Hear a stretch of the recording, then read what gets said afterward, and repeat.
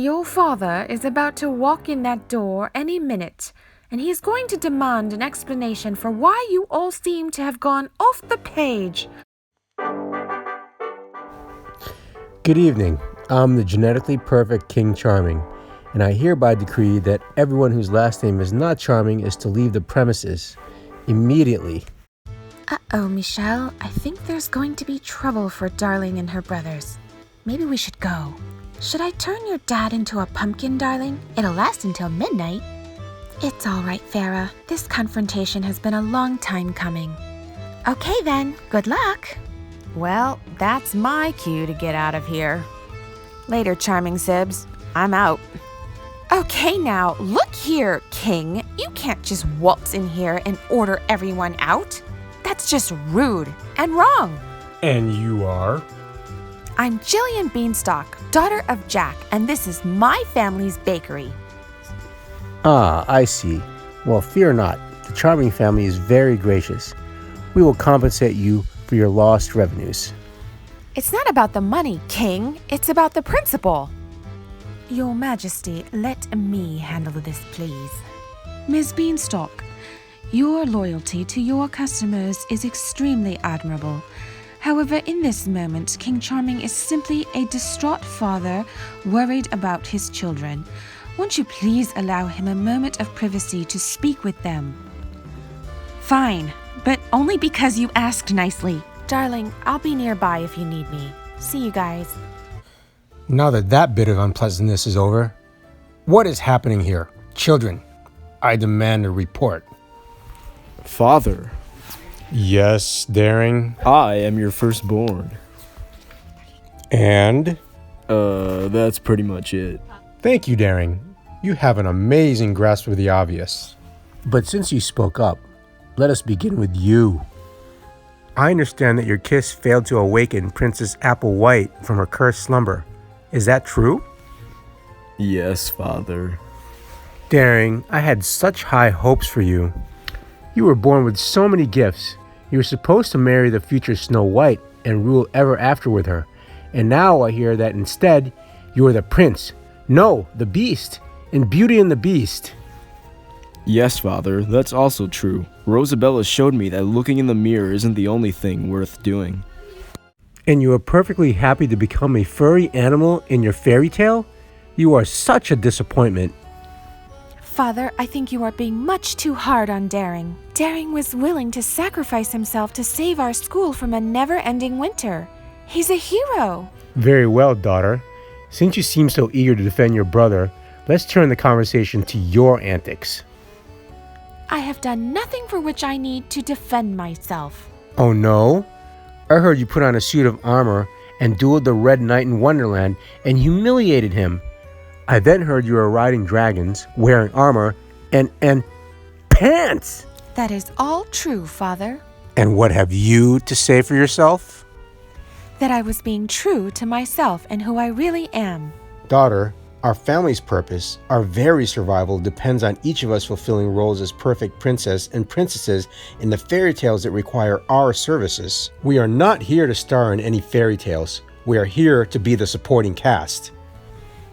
It was a charming prince that married Rapunzel, and a charming princess that married the Frog Prince.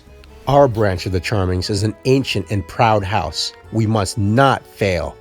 But Father... What are the 5 P's of being a charming princess? Prim, proper, perfect, poised, and photogenic. Is it prim for a princess to carry a sword? Is it proper for a princess to wear armor?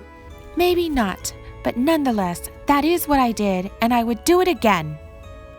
How is it that I could have had such a daughter? You are not the daughter I wanted. I may not be the daughter that you wanted, Father, but I am the daughter that you have. You can accept me or not.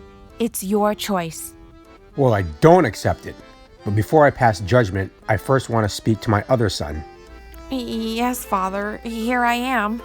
I haven't done anything I wasn't supposed to do. No, you have not. But your brother has taken on the role that was meant for you. You were supposed to be the Beast in Beauty and the Beast. What is supposed to be your fairy tale destiny now? I don't know, Father. I'm sure something will come along. Useless! Son, opportunities don't come along just because you hope they will. Hope is not a plan. You've got to seize your own opportunities, son. You've got to man up and become a true prince of the charming line. My dear, I think they get the point. No, you've always been too mild with them, too coddling of their every whim and desire. No, from now on, I will take firmer hold of my children's paths in life. What are you going to do, dear? Continue to berate and belittle them? Watch and learn, Queen Charming. Dexter, we'll begin with you. Since your brother has so obviously failed at his destiny, I want you to take your turn. You will pursue Applewhite and become her Prince Charming, and report to me on your progress daily. But Father, I don't see how Apple. Silence! Okay. And now, darling, you have made a travesty of the role of a princess of House Charming. And so I will give you one final chance. You have 6 weeks to find yourself a proper role as a proper princess in a proper fairy tale. One that will bring dignity to us. There is to be no more dragon riding, no more armor wearing, and no more sword fighting. But Father, may I speak? If in 6 weeks' time you have not found yourself a proper princess role, I will pull you out of Ever After High myself and marry you off to the troll living under the bridge at Charming Castle. You wouldn't dare. It's all right, Mother. I'm not afraid. Perhaps you should be afraid, my darling daughter. You may soon need to bid farewell to all of your friends and say hello to a life of grossitude as Mrs. Troll. Grossitude isn't even a word, Father, and I will not let you pull me out of school for any reason. I'm going to remind you, daughter, that I'm not just your father, but I'm also your king. And finally we come to my firstborn, daring Charming, the Golden Prince. So blindingly handsome, he couldn't even smile without everyone putting on their shades first. I've still got it, Father. I've still got my charming smile. You haven't lost your smile, but you have definitely lost your mind. I have no more hopes for you. Do whatever you want. I now give the charming blessing to your brother Dexter. Let us hope he makes more of it than you did. I am ready to go now, my queen. I hope you know what you're doing, my king. I, for one, am feeling sick to my stomach. I'll be in the carriage. My dear, wait for me, please. Wait, what just happened? I don't understand. Am I still good looking? Well, not that that matters. How am I supposed to win Apple's hand when she doesn't even know that I exist? And how am I supposed to pursue Apple while trying to date Raven? What's Raven even going to think? Don't worry, brothers. We'll get through this together.